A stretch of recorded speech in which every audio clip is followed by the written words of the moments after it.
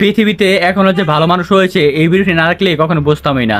এই দেখুন, এই লোকটি রাস্তা পার হচ্ছিল এবং কি সে মুচির কাজ করতো। দেখুন, সে রাস্তার পাশে ছোট্ট একটা জায়গার মধ্যে একটা কাগজ বিছিয়ে সে সেখানে কাজ করতো এবং কি সেই কাগজের মধ্যে বসে তার ব্যাগের থেকে তার সব ধরনের যন্ত্রপাতি বের করতেছে, যে যন্ত্রপাতি দিয়ে সে কাজ করে।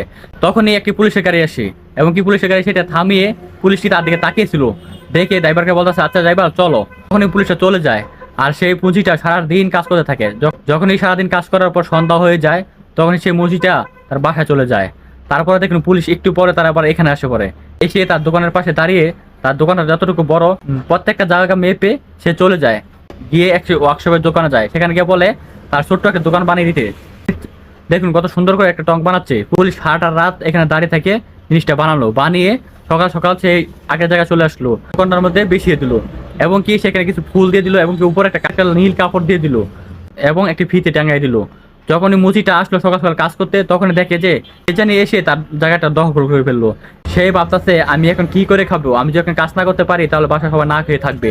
তখনই পিছন দিয়ে পুলিশ এসে তার কাঁধে হাত দিয়ে বলে, আপনার কিছু চিন্তা করতে হবে না, আজ থেকে আপনি এখানে কাজ করবেন, আপনার জন্য সেই দোকানটা বানিয়েছি।